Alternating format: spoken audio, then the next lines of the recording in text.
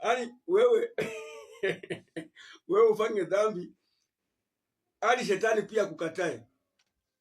Imagine wewe ufanye dhambi mpaka ifike mahali mpaka shetani pia akutaki.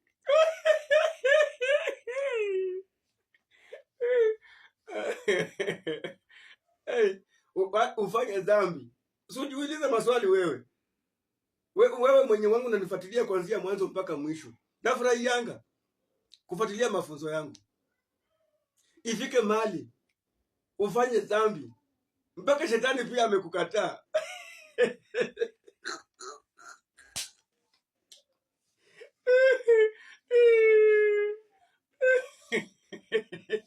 Shetani hakutaki. Ebu mara ya mateka watu. Mateka yao. Mateka. Ani umefanya dhambi, umemkataa Mungu, watu wamekukataa, mende zimekukataa, kunguni zimekuvamia, mpaka shetani pia akikuona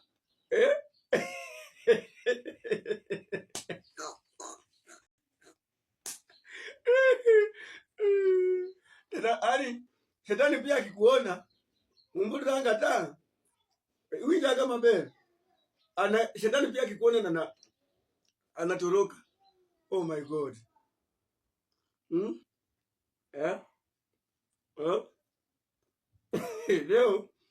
Leo ni Ijumaa, siku nyingine ya furaha sana.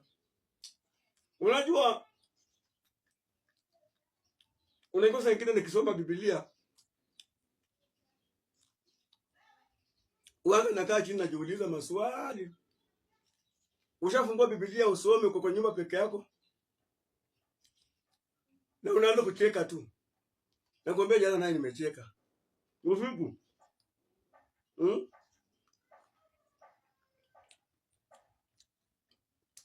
Nilikuwa nasoma kitabu cha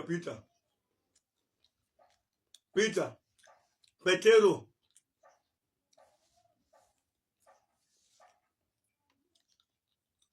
Kenda kuvua samaki kule baharini. Kitabu cha Petero. Unajua Petero alikata mtu masikio kwa sababu ya kumtetea Yesu. Lakini ilipofika mahali kimeumana, Petero alijiuzulu. Alisema kwamba huyu mtu mimi simjui. Na akamkana. Lakini sasa kwa msaada wake alikata mtu masikio, lakini na Mungu akufurahia kwa ajili ya kukata mtu masikio. Mungu hakutaka akate mtu masikio. Mungu hakutaka kurudisha mabaya kwa mabaya.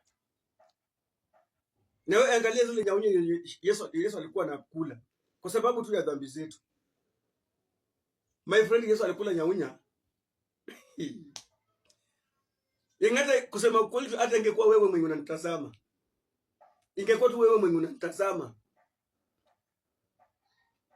Haungevumilia hivyo. Haungevumilia hayo. Wewe mwenye unanitazama, kusema kweli, haungevumilia. Yesu alikula nyaunya. Na si ile nyaunya ya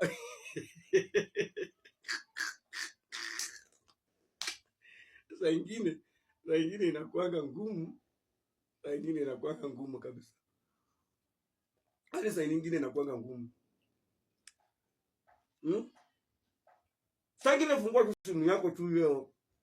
Wakati na mambo ya TikTok. Wakati nataka kabisa. Tafuta historia ya Yesu.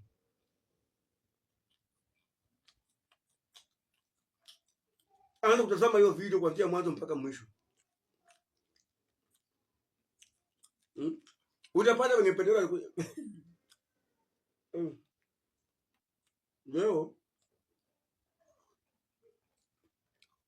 Leo ni siku njema kwangu. Sababu kucheka asubuhi nimejira.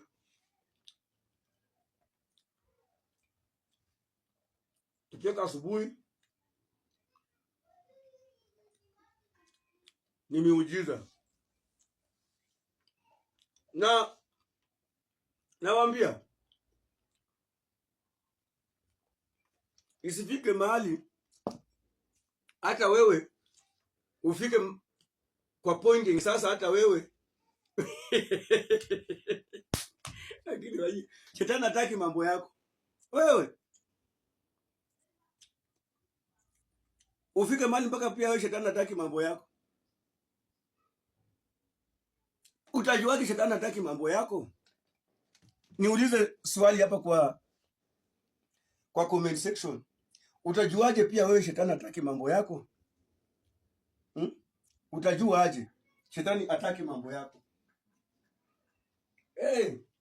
Niulize maswali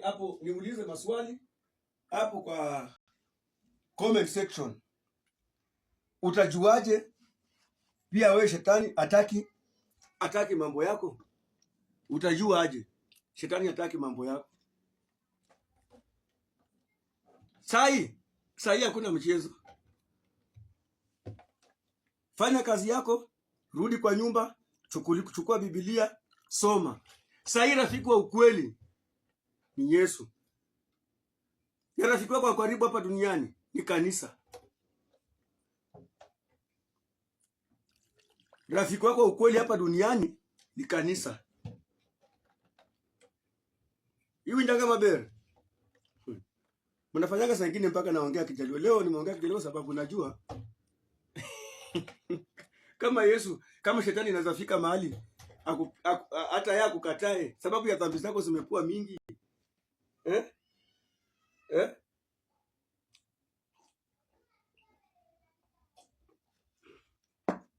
Shetani imefika mahali mpaka pia wao wamesema Mao Kaduari. Huyu simtaki. Ni uchungu. Saa nyingine tunacheka lakini kusema ukweli si kitu ya kucheka. Ni uchungu sana. Sababu unajua kitu tunafanya nasema ni uchungu. Kuna mtu sasa anang'ang'ana kule hospitalini. Anang'ang'ana. Mtu wake amekaa chini. Ameshindwa tafanya namna gani? Anang'ang'ana. Ana hata mtu wa kumsaidia. Ana hata mtu wa kupigia simu kumwambia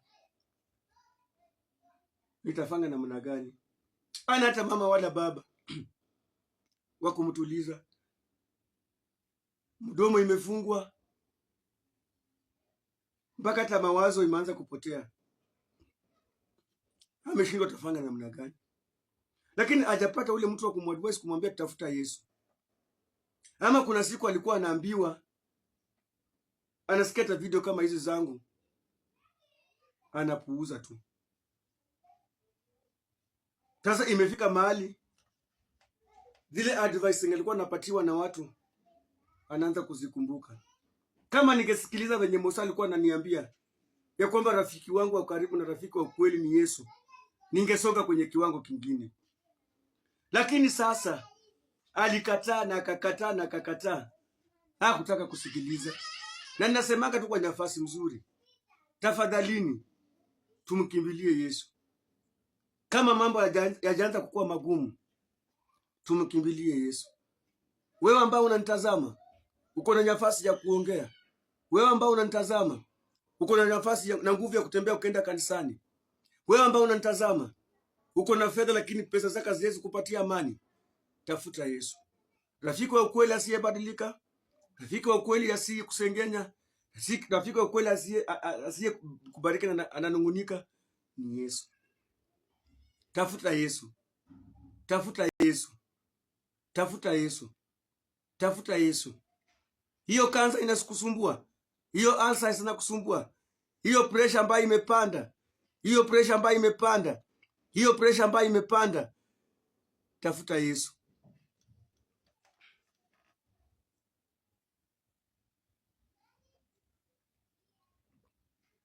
Tafuta Yesu. Usifurahie. Ni uchungu sana kucheka. Nimecheka lakini ni uchungu. Sababu imefika mahali mpaka oh my God. Shetani hakutaki tu. Shetani pia hakutaki.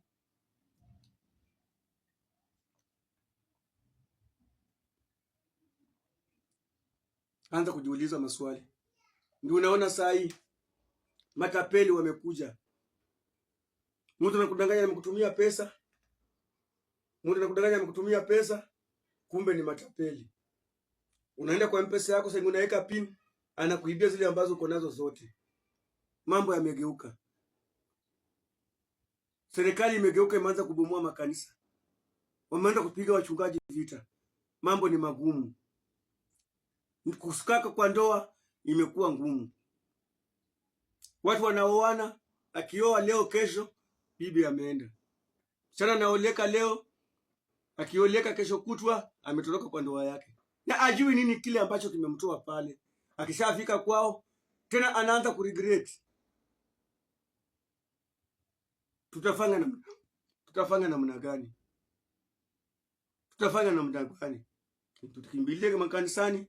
Kanisa ndio rafiki wako wa karibu hapa duniani. Aliye juu mbinguni ni Yesu, ambaye anakutetea na kuongoza pale ambapo unaenda. Enda tu kanisani tu. Enda tu kanisani tu. Tafuta kanisa. Kanisa haitakugeuka. Kanisa haitakukataa.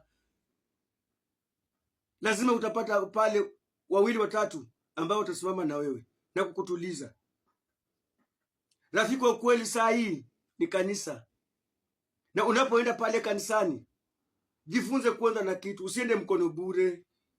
Usiende mkono bure. Mchungaji wako anapoomba ile maombi ya kupokea baraka, pia wewe pokea. Tafuta sadaka ya kujiunganisha na hiyo madhabahu. Tafuta sadaka ya kujiunganisha na hiyo madhabahu. Kano na tithe. Tafuta sadaka ya kujiunganisha na hiyo madhabahu. Ili pasi mchungaji anapotamka jambo lolote, uko tayari kwa ajili ya kupokea. Na nakwambia kwamba ni nyakati za mwisho. Anza unapoenda kanisani bila kutoa sadaka, anza kujiuliza maswali. Unapoona unaanza kujiuliza maswali, na mbona nimeenda kanisani leo bila sadaka? Jua kuna kile kitu ambacho umeomba Mungu anataka kuchiachilia. Huyo mtu wa kawaida tu mwenye hajaokoka hawezi kuwa na mawazo ya kujiuliza maswali kama hajatoa kanisani, kama hajasimama na kazi ya Mungu. Kwa ajili ya siku ya leo ni uchungu sana. Usikubali ifike mahali mpaka shetani pia akukatae. Mpaka hata mende kwa nyumba yako zikikuona zinatoroka. But oh my God, it is so painful. It is so painful.